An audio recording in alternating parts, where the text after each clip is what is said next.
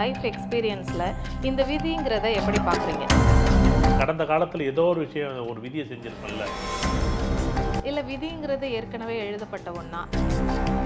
கடந்த காலத்தில் இருக்க விதிகளை நான் புரிஞ்சுக்கிட்டா என் கையில் இருக்கு. நம்மளோட உழைப்பால் இதை மாற்றி அமைக்க தான் முடியுமா? இந்த ஜென்மத்தில் செய்த வினையை இவர் அனுபவிச்சார். நம்ம வாழ்க்கையில் சில நேரங்களில் நாம் ஒன்று நினைப்போம், ஆனால் வேற ஏதோ ஒன்று நடக்கும். எல்லாம் என் தலைவிதின்னு சில பேர் நொந்துப்பாங்க. ஆனால் நீங்கள் உங்கள் லைஃப் எக்ஸ்பீரியன்ஸில் இந்த விதிங்கிறத எப்படி பார்க்குறீங்க? இல்லை விதிங்கிறது ஏற்கனவே எழுதப்பட்ட ஒன்றா? இல்லை இதை நம்மளோட உழைப்பால் இதை மாற்றி அமைக்க தான் முடியுமா? இந்த கேள்விக்கு நிறைய பதில்கள் சொல்லணும். ஃபர்ஸ்ட் விதி அப்படிங்கிறது ஒவ்வொருத்தருடைய ஜாதகத்தை பொறுத்து அவங்க தலையெழுத்துன்னு சொல்றோம். இதை தான் நம்ம விதின்னு நம்ம சொல்றோம். இங்க எல்லாருடைய விதியும் ஒவ்வொரு காலகட்டத்திலும் அது மாறிக்கிட்டே இருக்கான்னு மாறிக்கிட்டே இருக்கு. நான் போன ஜென்மத்தில் செய்த வினை அல்லது விதி அப்படிங்கிறது இதை நீ அனுபவிச்சே தீரணும், இதை மாற்றவே முடியாது, இதை நீ அனுபவிக்கணும் அப்படிங்கிறது.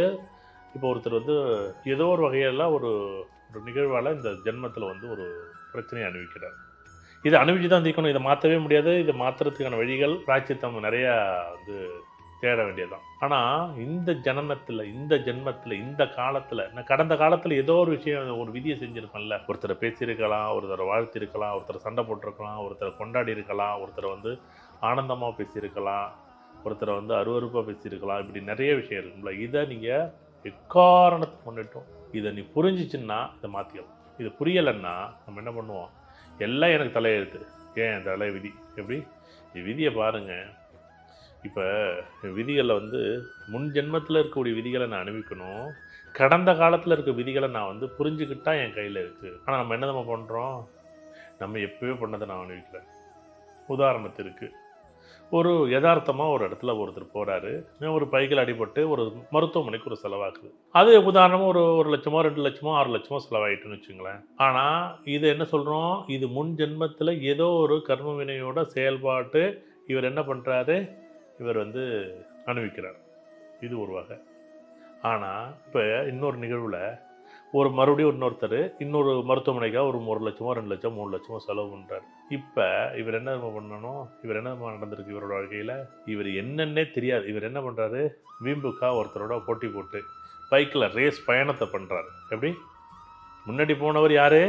அவர் யதார்த்தமாக போனார். எங்கேயோ ஒரு பாறை உருண்டு வந்துச்சு, ஒரு கல் உருண்டு வந்துச்சு, அதில் கல்லில் வந்துச்சு, ஒரு நாய் வந்துச்சு, யதார்த்தமாக அடிபட்டு போச்சு, கை கால் உதாயிட்டு அவருக்கு ஒரு 6 லட்ச ரூபா செலவு பண்ணது ஒரு நியாயமானது. ஏதோ ஒரு காரணம். இது முன் ஜென்மத்தில் என்ன பண்ணார், ஏது பண்ணார் அப்படின்னு நீங்கள் ஆய்வு பண்ணுறதுக்குள்ளே நம்மளுடைய பாதி பிராணனே போயிடும். ஆனால் இந்த ஜென்மத்தில் இவர் யார்கிட்டையும் கடன் வாங்கிட்டு ஏமாற்றிருப்பார். கடன் வாங்கிட்டு கொடுத்துருக்க மாட்டார். இப்போ என்ன பண்ணணும்? இவர் என்னென்ன போட்டி மனப்பான்மை உருவாக்கும். எப்படி போட்டி மனப்பான்மை என்ன உருவாக்கி என்ன பண்ணும்? அழகாக நீயா நானா வா ரேஸில் போவோன்னு சொல்லி பைக்கில் என்ன பண்ணுவோம்? 2 பேர் போகிறாங்க. போய் என்ன பண்ணுறாங்க? ஒரு பள்ளத்தில் தெரியாமல் என்ன பண்ணுறாங்க? அந்த பள்ளத்தில் இது பண்ணி 2 பேரும் கீழே விடுறாங்க. ஒருத்தர் அடிபட்டு போச்சு. அதில் அந்த காலகட்டத்தில் அவர் இந்த ஜென்மத்தில் செய்த வினையை இவர் அனுபவிக்கிறார். இந்த ஜென்மத்தில் செஞ்சார்ல, அப்போ இவனோட போட்டி போடாதரா? எப்படி? இவனோட நீ போட்டி போடாத, தேவையில்லாத விஷயம் நீ ஏன் பண்ணுறான் அப்படின்னு ஒருத்தர் சொல்லியிருப்பார். அதை என்ன பண்ணியிருப்பார்? இதை மாற்ற முடியுமா? அவர் சொன்னதை கேட்டிருக்கலாமே, அவர் சொன்னதை பார்த்துருக்கலாமே, அவர் சொன்னதை காது கொடுத்தோட கேட்க மாட்டார். எப்படி? அவர் சொன்னதை காது கொடுத்தோட கேட்க மாட்டார். இப்போ என்ன நடக்குங்கிறீங்க? இப்போ என்ன நடக்கும்? ஒன்றுமே. ஆனால் இவர் முன்னாடி அந்த ஒருத்தர் போன ஜென்மத்தில் செய்த வினை இருக்கு பாருங்க, அதுக்கு யாரும் சொல்லவும் இல்லை. இவரும் ரொம்ப மெதுவாக தான் போனார். ஒன்றும் வேகமாக 100 110 போகல. 60 போகும்போது அடிபட்டார். சில பேர் சொல்லுவாங்க, சார் 40 சார் போனால் அடிபட்டு போச்சு. சில பேர் 110 போய் அடிபட்டிருப்பார். 110 போவாதானே ஒருத்தர் சொல்லுவார்ல, அப்போ அவர் போனார்ல. அதுதான் இந்த விதிகளை நீங்கள் உங்கள் கையில் இருக்கக்கூடிய விதிகள், உங்கள் கையில் இருக்கக்கூடிய கொண்டாட வேண்டிய ஒரு விஷயத்தை நீங்கள் என்ன பண்ணுறீங்க?